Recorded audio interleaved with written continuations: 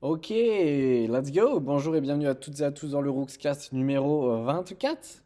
Aujourd'hui, on va parler force max, on va parler powerlifting, on va parler streetlifting. Alors, ça va pas parler à tout le monde, ok? Je me doute que c'est un domaine qui est un petit peu niche, qui est réservé à certaines personnes, à certains pratiquants. Mais imaginez cette scène. Elle a eu lieu il y a pas longtemps avec La Montagne, l'acteur de Game of Thrones, qui a soulevé 510 kilos au deadlift. 510 kilos. Imaginez plus d'une tonne sur une barre, soulevée à la force des mains d'un seul homme. Et bien justement, la force max, c'est pas juste une question de gros muscles, c'est une qualité neuromusculaire complexe où notre système nerveux, nos muscles, nos tendons et surtout notre mental vont travailler en parfaite synchronicité pour produire justement cet effort maximal. Et c'est cet univers que je trouve particulièrement fascinant qu'on va venir explorer aujourd'hui à travers deux disciplines emblématiques, à savoir le powerlifting et le streetlifting. Alors d'abord, qu'est-ce que c'est le power? C'est le sport de la force par excellence, avec trois mouvements iconiques, à savoir le squat, le développé couché et donc le bench, et le soulevé de terre, donc le deadlift, donc le SBD, squat, bench, deadlift. L'objectif, il est très simple, c'est soulever le plus lourd possible sur une seule répétition pour chaque mouvement. Ensuite, pour le streetlifting, c'est la version urbaine et entre guillemets accessible, souvent pratiquée en extérieur avec des barres fixes, des dips bars et parfois des charges additionnelles. C'est un sport qui est plus axé sur la force au poids de corps, mais avec les mêmes principes de force maximale et donc de charge. Le but de ce podcast, ça va être de découvrir ce que c'est réellement cette force max au niveau physiologique. Comme toujours, on va regarder ce qui se passe au niveau du corps pour ensuite aller un peu plus large. On va voir aussi comment le système nerveux joue un rôle central dans cette force max, pourquoi il est fortement impliqué là-dedans, pour ensuite aller développer quelques principes d'entraînement, donc spécifiques à la force encore une fois, avec les différences qu'on peut avoir par rapport à l'entraînement d'hypertrophie qu'on a vu dans le podcast précédent. On va aussi aborder la programmation optimale, ou quasiment optimale, tout ce qui concerne la nutrition et la récup, puisque ça, on n'en déroge pas, et aussi les aspects mentaux et certaines techniques qui vont y être associées. Ok? Alors, asseyez-vous, et est-ce que vous êtes prêts à plonger dans le monde de la force brute? Allez, c'est parti! Qu'est-ce que c'est que la force max? La force max, c'est la capacité de notre système neuromusculaire à produire tout simplement la plus grande force possible sur une seule contraction, indépendamment du temps nécessaire. Ok. Les déterminants de la force, ils vont être multiples. Primo, on va avoir la section transversale du muscle. Donc ça, c'est l'hypertrophie. Plus un muscle est gros, plus il a de potentiel de force. Ça, c'est pas compliqué. Plus on a de spaghettis, plus on a de spaghettis. Pour comprendre, il faut écouter le podcast précédent. C'est mécanique. En effet, plus on a de fibres musculaires, plus on a de ponts actine-myosine, et donc plus on va pouvoir générer de force. Mais c'est juste un facteur parmi d'autres. Et vous connaissez sûrement des personnes massives qui ne sont pas forcément très fortes, et des personnes compactes qui sont incroyablement fortes. Parce que la taille ne fait pas tout. Et Bruce Lee, d'ailleurs, en était l'incarnation. RIP. Deuxième point, on a le recrutement des unités motrices. Et c'est là où ça devient un petit peu plus intéressant. C'est que nos muscles ne se contractent pas d'un seul bloc. Ils sont composés d'unités motrices, donc c'est un neurone moteur qui va contrôler plusieurs fibres musculaires. Imaginez que dans votre grand paquet de spaghettis, à chaque fois, vous n'allez pas cuire tous les spaghettis, mais vous allez les cuire petit à petit les uns après les autres. C'est plus ou moins clair. Vous avez des centaines, voire des milliers d'unités motrices dans chaque muscle. Donc l'unité motrice, c'est ce qui permet de contracter plusieurs fibres musculaires, on le rappelle. Chez une personne non entraînée, pendant un effort max, il y a seulement 60-70% des unités motrices qui vont être recrutées. Le cerveau, il a des inhibitions de sécurité. Ok, ouais, le cerveau, il est fichtrement bien fait hein, quand même. L'entraînement en force max, il va apprendre à notre système nerveux à recruter plus d'unités motrices simultanément. Donc jusqu'à 95% chez les powerlifters élites. Grosso modo, on va chercher à cuire plus de spaghettis dans la casserole. Ok? On va aussi apprendre à recruter les bonnes unités motrices, les plus puissantes, les fibres de type 2B. Pour comprendre, encore une fois, il faut écouter quelques podcasts précédents. Et on va aussi chercher à les recruter plus rapidement. Et tout ça, c'est ce qu'on appelle l'adaptation neurale. Ça explique pourquoi les débutants gagnent énormément de force les premiers mois sans prendre beaucoup de muscles finalement, parce que c'est juste leur système nerveux qui apprend à utiliser ce qu'il a déjà sous la main. Mais oui, parce que le corps il est bien fait, il va pas s'amuser à créer du muscle s'il a juste à recruter celui qui est déjà présent. Mais oui, il est génial ce cerveau, on l'a dit. Troisième point, on a ce qu'on a dit, la synchronisation. Non seulement il faut recruter beaucoup d'unités motrices, mais il faut aussi qu'elles se contractent ensemble, sinon ça ne sert à rien. Si vous cuisez spaghetti après spaghetti, ben, vous n'allez pas finir d'avoir mangé. Ok. Donc, on va apprendre à synchroniser ce recrutement. Ok. Quatrième point, on a la coordination intermusculaire. Pendant un squat, c'est pas que les quadris qui vont bosser. C'est une orchestration complexe. On a les quadris, on a les fessiers, les ischios, les érecteurs du rachis, les abdos, etc. Un petit peu tout le monde finalement sur un squat. Et mais tous ces muscles doivent travailler ensemble, au bon moment, à la bonne intensité. Et l'entraînement spécifique va nous apprendre cette coordination. C'est clairement comme un concert de classique avec un chef d'orchestre. Vous avez un petit peu de violon, un peu de cordes, un peu de bois, etc. etc. Et il faut que tout fonctionne picobello, pegue, pour pouvoir soulever correctement la charge. Cinquième chose, la rigidité tendinouse. Les tendons sont rigides, ils ne sont pas souples. Ils vont permettre de transmettre au mieux la force musculaire. Et l'entraînement en force va nous permettre d'augmenter cette rigidité tendinouse, ce qui va nous permettre d'améliorer le transfert de force, forcément. Sixième point, l'inhibition réciproque réduite. Voilà la Kezako. Qu'est-ce qu'il nous dit encore le kiné? De quoi il parle? Inhibition réciproque réduite. Moi, je voulais juste écouter un podcast sur la force. Eh ben, on va expliquer tout ça. Normalement, quand un muscle se contracte, donc un muscle agoniste, eh bien, il y a son opposé, l'antagoniste, qui va se relâcher partiellement, mais qui va créer quand même une légère résistance. Eh bien, l'entraînement va nous permettre de réduire tout simplement cette résistance antagoniste pour pouvoir soulever la charge. Septième point, et on l'a dit, les facteurs psychologiques, la peur, le doute, l'hésitation vont limiter la force. Et l'entraînement mental, la conscience, l'état de flow, nous permet de développer plusieurs pourcentages de force supplémentaires. Et oui, le Rooks Flow, c'est pas pour rien qu'on l'a appelé comme ça. Vous avez déjà entendu des histoires de personnes qui soulèvent des voitures pour soulever quelqu'un? Et bien ça, tout simplement, c'est l'inhibition neurologique qui saute sous l'effet de l'adrénaline extrême. Et évidemment, c'est dangereux, il y a un risque de blessure, mais ça prouve juste que vous avez plus de force en réserve que ce que vous exprimez normalement. Et c'est pour ça qu'on a dit que les powerlifters élites pouvaient soulever, enfin recruter jusqu'à 95% de fibres en simultané. Ok. Tout ça, c'est juste, entre guillemets, juste de l'entraînement. Maintenant, on va voir les principes d'entraînement de la force max. L'entraînement doit obéir, obéit tout simplement, hein, à des principes spécifiques qui sont différents de l'hypertrophie, vous vous en doutez. Premier principe, la spécificité. Pour devenir fort dans un mouvement, vous allez devoir pratiquer ce mouvement. C'est le principe de spécificité. Si vous voulez un gros squat, vous devez squatter. Les leg press, les fentes, les extensions vont aider, mais rien ne va remplacer le squat en lui-même. Pourquoi? Simplement parce que la force est hautement spécifique, en fonction de l'angle articulaire, de la vitesse, du pattern moteur exact et de l'équipement utilisé. Et tout ça, c'est des paramètres qui vont changer. Et si vous ne squattez pas, vous n'allez pas développer un gros squat. On est bien d'accord. Et ça paraît logique. Un powerlifter s'entraîne donc principalement sur les 3 mouvements de compétition, à savoir le squat, le bench et le deadlift. Et un streetlifter va s'entraîner sur les mouvements clés. Le muscle up, le front lever, la planche, etc. Deuxième principe, c'est l'intensité élevée. L'intensité en force, elle se mesure en pourcentage de votre 1RM, donc le pourcentage de la répétition maximale que vous êtes capable d'effectuer. Et pour développer la force max, on va chercher des charges importantes, des pourcentages importants de 1RM. Donc la zone optimale, ça va être un 80 à 100% du 1RM, mais avec des séries, des répétitions assez courtes. 1 à 5 répétitions par série, mais des charges lourdes, voire très lourdes, on l'a dit. Pourquoi si lourd? Parce que c'est à ces intensités que le recrutement maximal des unités motrices va se produire, tout simplement. La synchronicité, la synchronisation va s'améliorer et le système nerveux va s'adapter. Tout est une question d'adaptation encore et toujours. On le répète. À 60-70% de la 1RM, donc ça c'est la zone d'hypertrophie, CF, le podcast précédent, on fait encore du placement de produits, et vous n'allez pas recruter toutes vos unités motrices. Vous ne vous entraînez pas à votre capacité maximale quand on est sur une zone hypertrophique. Principe numéro 3, le volume est relativement faible. On l'a dit, on fait 1 à 5 répétitions. Parce que contrairement à l'hypertrophie, qui nécessite, elle, beaucoup de volume, la force nécessite un volume faible, mais une haute qualité. On va faire généralement 3 à 8 séries par exercice, 1 à 5 répétitions par série et 2 à 4 exercices par session. Au total, on n'aura que 10 à 30 répétitions par mouvement. Et pourquoi si peu? Vous allez me dire, alors que l'hypertrophie, il nous fallait beaucoup plus. Et tout simplement parce que ces charges qui sont très lourdes sont de facto très exigeantes au niveau nerveux.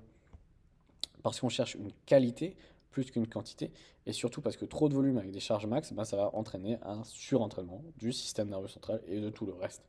Donc ce sera juste plus délétère et ça ne va pas nous permettre de progresser. Donc c'est pas ce qu'on cherche.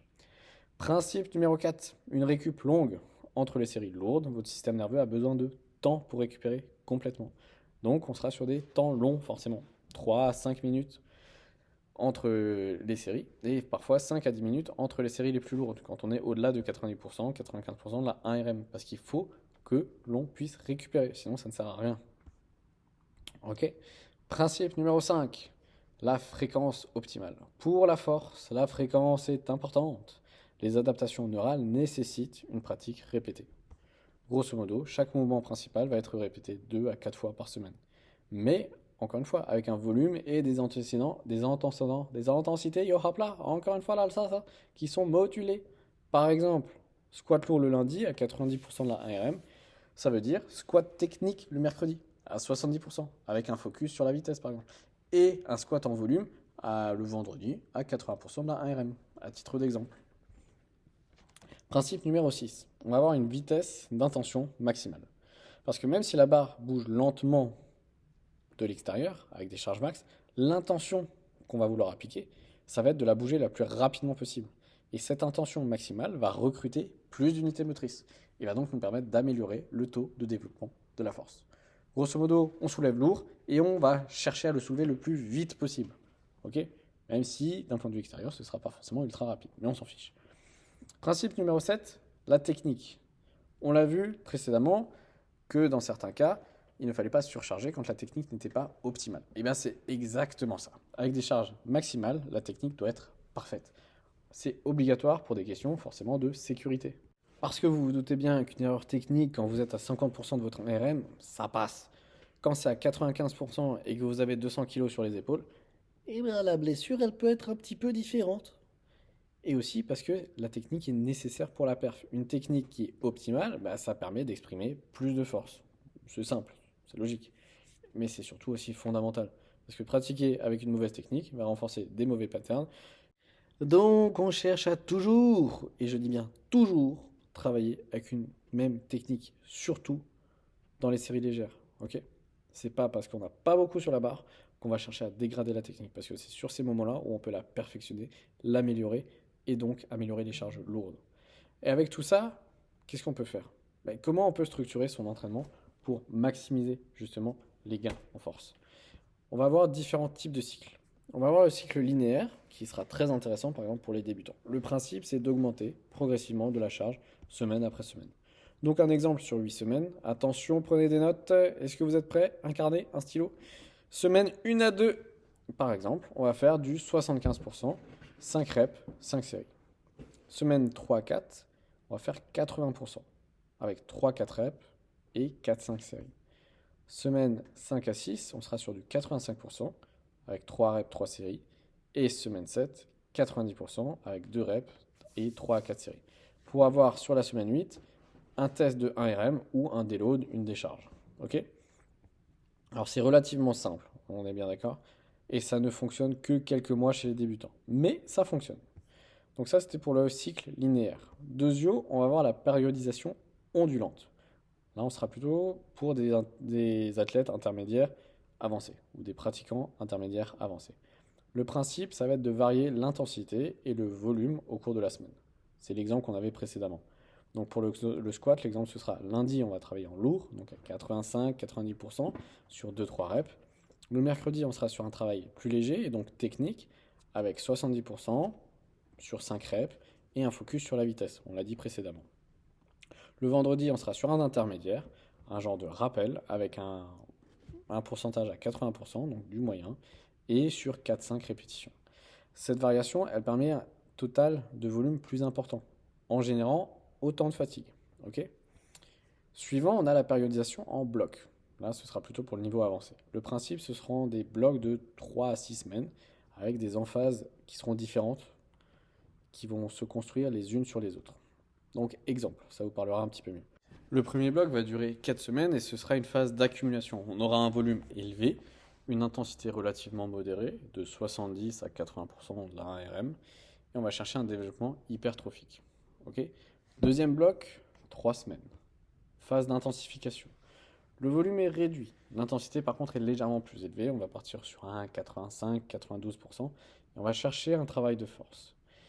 Bloc 3, plus court encore, 2 semaines. Là, c'est la phase de réalisation. Le volume est plus faible. L'intensité, elle est proche du max. On est sur du 90-100%. On est sur le pic de force. Et après ça, on a la semaine de décharge, de déload, où on sera plus sur de la récupération active. Mais vous vous doutez bien que toutes ces semaines d'entraînement ne concernent pas uniquement nos 3 exercices squat, bench, deadlift. Parce que la règle des variations, elle est toujours importante, et même en power ou en street. On ne fait pas que les 3 mouvements de la compétition. Mais on a des variations utiles. Par exemple, pour le squat, on va avoir un travail sur le front squat, donc où la barre est devant, au niveau des clavicules, qui va nous permettre d'avoir un axe de renfort sur les quads et aussi d'améliorer la posture. On a aussi le squat posé, qui va nous permettre d'éliminer l'élan et donc de renforcer le point faible au départ en bas, en deep squat. Ass to grass, like we say. Et ensuite, dernier petit tips, ça va être le box squat. On va s'asseoir sur un banc ou quoi que ce soit. Là, on va chercher un contrôle de profondeur et un travail d'explosivité. Pour le bench, on va faire du développé incliné qui va nous permettre de renforcer un petit peu plus les épaules. Un bench press posé, encore une fois, qui nous permet de supprimer l'élan. Ou un board press qui va nous permettre de renforcer la fin du mouvement. Pour le deadlift, pareil, des petits tips. Le déficit deadlift, on va surélever les pieds par rapport au sol sur lequel repose la barre, qui va nous obliger à renforcer le travail de départ. Le rack pull, lui, donc un travail où la barre est au niveau des genoux, va nous renforcer le lockout, le verrouillage au niveau de la fin du mouvement sur le deadlift. Et dernier petit tips, le Romanian deadlift, donc le deadlift roumain, qui va nous permettre d'axer le travail sur les ischios, qui sont très importants. Ces variations, elles renforcent les points faibles et elles vont aussi nous permettre de réduire la monotonie des sessions, parce que vous vous doutez bien que si on passe ces semaines à faire du SBD, au bout d'un moment, ça donne juste envie de le gerber. Mais tout ça, c'est pour les gros mouvements. On a aussi en plus de ça les accessoises. En plus des mouvements principaux, on va chercher à inclure du travail accessoire. Donc le renfort du dos avec des tractions, du rowing, le renforcement du core, CORE en English, like as usual, sorry. Donc avec du gainage, des abdos et autres, et de l'hypertrophie ciblée pour les petits muscles, les biceps, les triceps ou le delto.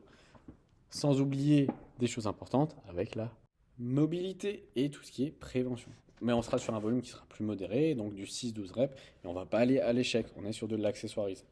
On a aussi parlé de la semaine de décharge, de déload. Toutes les 4-6 semaines, on va intégrer une semaine de décharge. Un volume qui sera plus réduit, 40 à 60%, et surtout une intensité réduite de 60 à 80% du max, pour permettre un focus sur la technique et surtout une récupération pour le système nerveux. Parce qu'au bout d'un moment, sinon il va commencer à souffler. Donc un exemple de structure hebdomadaire en powerlifting. Encore une fois, on sort le carnet, on prend des notes. Est-ce que vous êtes prêts? C'est l'heure de la dictée. Lundi, squat lourd avec accessoires. Donc on va chercher un squat à 85%, 3 reps, 5 séries. Front squat 5 x 6 et un leg curl en 3 x 10. Plus on ajoute un petit peu de travail de core. Mercredi, parce que mardi c'est récup, bench press lourd plus les accessoires. Un bench press à 87%, 3 reps, 5 séries. On ajoute un petit développé incliné en 3 x 6, du rowing en 4 x 8 et un petit exo triceps en 3 x 10, au choix. Vendredi, c'est deadlift, plus squat léger. Et donc un deadlift à 85%, 3 reps, 4 séries. Ensuite, c'est squat, 70% avec 5 reps à 4 séries, focus technique et vitesse, comme on l'a déjà dit précédemment. On enchaîne avec un petit Romanian deadlift en 3 x 8 classique pour terminer sur du travail de core. Samedi, c'est bench press à 75%, 5 reps, 5 séries. On enchaîne avec un petit développé militaire en 4 x 6, des tractions en 4 x 8 et on finit avec un BB en 3 x 10. Voilà. Tout ça, c'est que des exemples, c'est pour vous donner une idée également si vous souhaitez varier vos entraînements ou les ajuster. Concernant le street lifting, donc la force au poids de corps, on va appliquer les mêmes principes mais avec des spécificités. On a des mouvements clés, les big lifts du street lifting, donc à savoir le muscle up, qui est la combinaison de la traction et du dips, le front lever, donc là c'est le maintien horizontal, bras tendus face à la barre, la planche avec le maintien horizontal, dos à la barre, le human flag, le one arm pull-up, etc., etc. Les principes d'entraînement, c'est qu'au niveau des progressions, contrairement au powerlifting où on va ajouter du poids, ici on va progresser par variation facilitée vers variation difficile. On va ajouter du temps de maintien, de l'isométrie, on va ajouter du lest avec un gilet, avec une ceinture, etc., etc. Par exemple, pour le front lever, le premier ça va être le tuck front lever, donc genou plié. Ensuite on va avoir l'advanced tuck avec une jambe tendue, la straddle avec les jambes écartées, le half lay, les jambes serrées légèrement pliées, et ensuite forcément le travail en full front lever. Pour beaucoup d'entre vous, ça ne voudra rien dire. Pour ceux qui s'y intéressent, ça voudra dire quelque chose. Forcément, vous vous en doutez. Et pour ceux qui ne s'y intéressaient pas, je vous invite fortement à étudier un petit peu le sujet du street lifting parce que c'est très intéressant et relativement complet à ajouter à des sessions d'entraînement si jamais vous souhaitez évoluer ou varier un petit peu vos entraînements. L'intérêt du street lifting, justement, ça va être le travail isométrique parce que beaucoup de mouvements de street sont isométriques. Le front lever, la planche, le fly, etc. ou le drapeau. Et on va avoir différents paramètres. L'intensité sera maximale ou sous-maximale, contrôlable, avec une durée de quelques secondes à 30 secondes en fonction du niveau. Et des séries qui vont se rapprocher de l'hypertrophie avec des séries de 4 à 8 séries. Et une fréquence régulière, encore une fois, 3 à 5 par semaine. Le but va aussi être de lester intelligemment. Une fois qu'on a des mouvements qui sont maîtrisés au poids de corps, le lestage va nous permettre de continuer à progresser en force pure. Des tractions lestées, des dips lestés, des muscle-up lestés, pour ceux qui veulent. Et bien tout ça, ça suit les principes du power avec des charges lourdes, des reps faibles, mais une intensité qui restera élevée. Voilà pour tout ce qui est power, pour tout ce qui est street. On a vu un petit peu les principes, on a vu comment les travailler, on a vu le pourquoi du comment, l'intérêt du nerveux. Et on a aussi dit dans l'intro qu'on allait s'intéresser à tout ce qui est la bouffe. Encore une fois, parce que qu'est-ce qu'on aime manger ici ? Et bien la nutrition en force, elle a des spécificités par rapport à la nutrition en hypertrophie. Et oui, encore une fois, on va chercher des calories, des calories et des calories.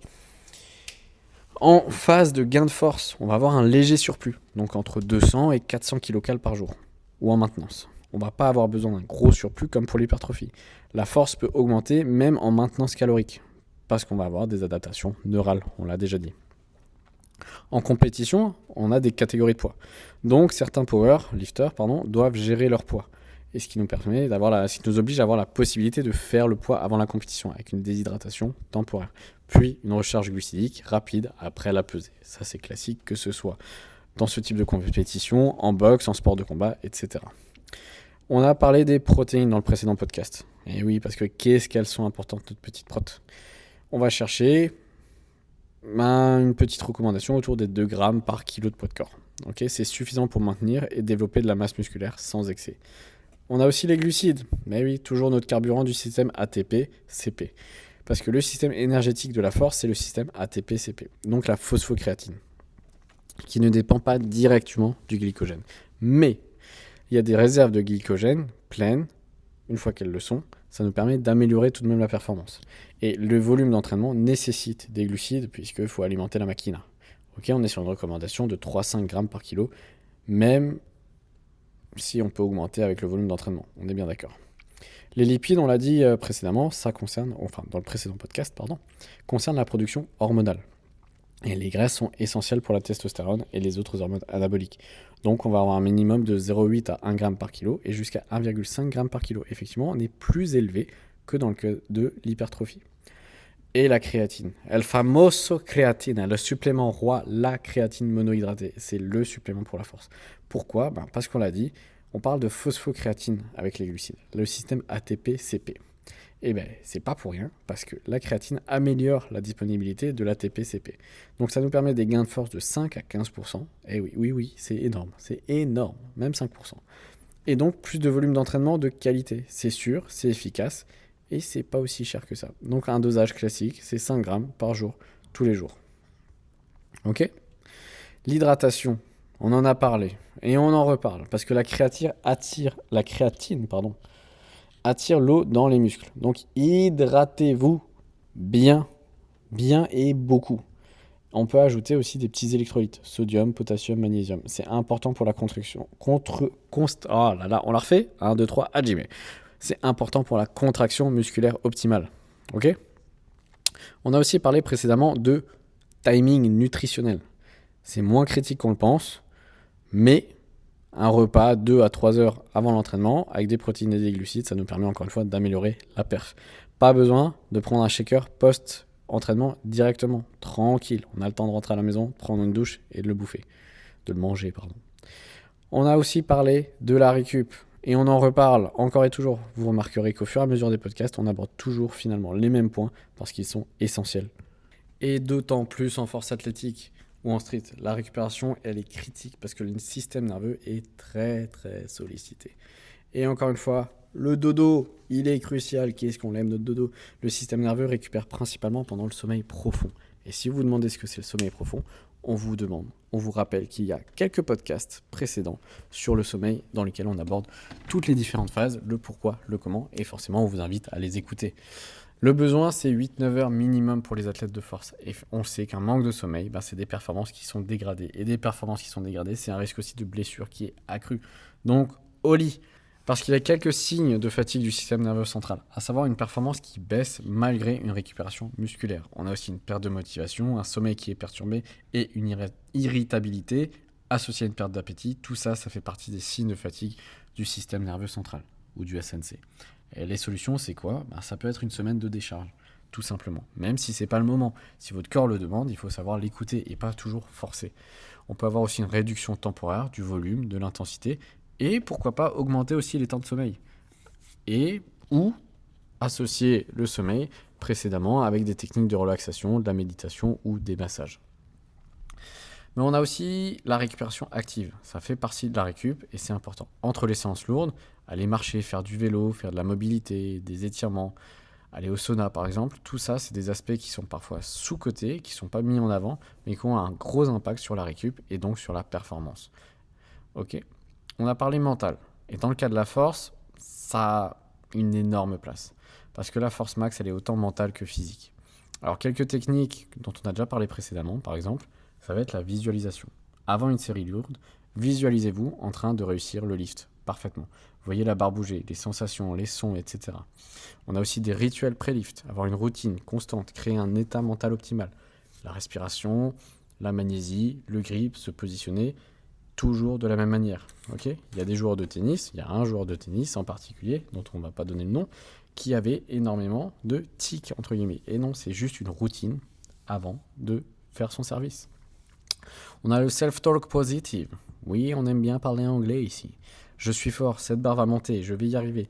Je l'ai déjà fait 1000 fois. On évite les pensées négatives, on n'ajoute que du positif, ok? Et encore une fois, l'état de flow, se mettre dans la zone, un état de concentration intense, où on est détendu, où c'est facile et où on va le faire. D'accord? Tout ça, ça permet de nous aider à gérer la peur.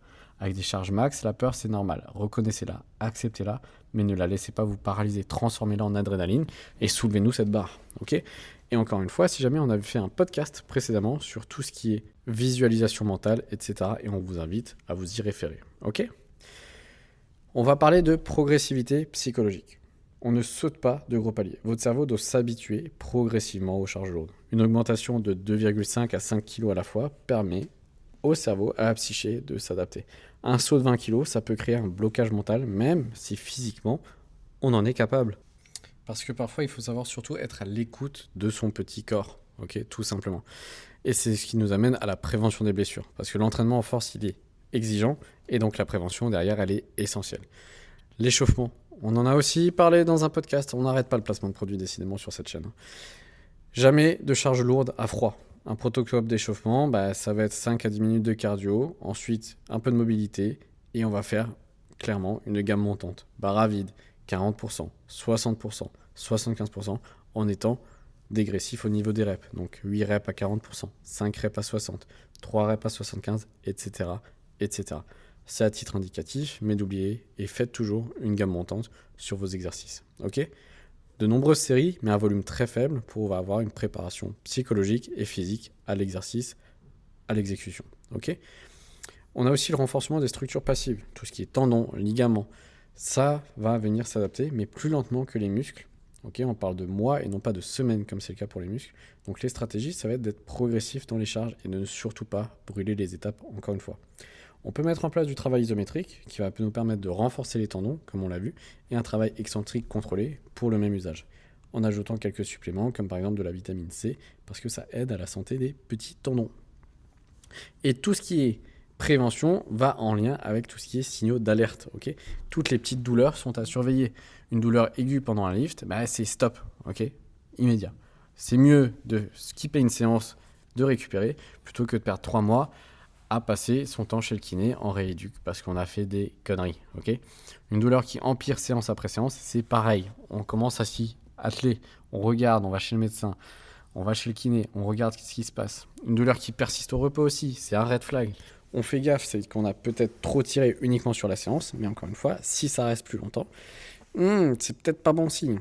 Et pareil, une douleur articulaire, on cherche à la diagnostiquer. C'est différent d'une douleur musculaire et c'est parfois plus inquiétant. Donc la règle, elle est simple. Les courbatures, c'est normal. Une autre douleur, c'est un signal d'alarme. Et même parfois sans fatigue ressentie, comme dit, une semaine de décharge toutes les 4-6 semaines, ça prévient les blessures d'accumulation dans ce genre. Et avec tout ça, qu'est-ce qu'on fait? On rajoute un petit point encore. Allez, un petit point sur l'équilibre musculaire. On ne néglige pas les antagonistes. Si vous faites beaucoup de bench, il faut aussi travailler le dos en proportion, du rowing, des tractions. Si vous faites beaucoup de squats, il faut travailler les ischios. On évite les déséquilibres majeurs parce que derrière, forcément, vous l'avez compris maintenant, on va avoir des lésions ou des déficits à long terme. Voilà pour notre petit podcast d'introduction à tout ce qui est force max. C'est quelque chose qu'on apprécie beaucoup. C'est une qualité extraordinaire qui combine puissance et efficacité neuronale. Donc on a vu que pour être fort, il faut un entraînement spécifique, des charges lourdes, pas beaucoup de reps, beaucoup de récup, une fréquence élevée et surtout une technique picobello et une progressivité qui soit intelligente et structurée, encore une fois, mais ça ne change pas. On adapte la périodisation à son niveau. On ajoute des variations pour renforcer les points faibles. On ajoute des semaines de décharge toutes les 4-6 semaines pour laisser au corps le temps de récupérer, de se remettre dans le bain. On adapte sa nutrition avec suffisamment de protéines, des glucides, des lipides et un petit peu de créatine pour le bonheur. Récupération active, le sommeil, la fatigue nerveuse, la mobilité, un petit peu de respi et surtout de la prévention avec un échauffement sérieux qui nous permet d'être progressif, d'être à l'écoute du corps. Et voilà. Et ce sera déjà pas mal, non? On arrive au bout. J'espère que ce podcast vous a plu, que vous avez appris et ou découvert quelques petites choses. Et on se retrouve la semaine prochaine pour un podcast dans le même genre. On va parler cette fois-ci endurance, tout ce qui est trail, ultra trail, course de fond, etc. Amusez-vous bien, faites du sport, dormez, mangez correctement et on se retrouve la semaine prochaine. Allez, la bise.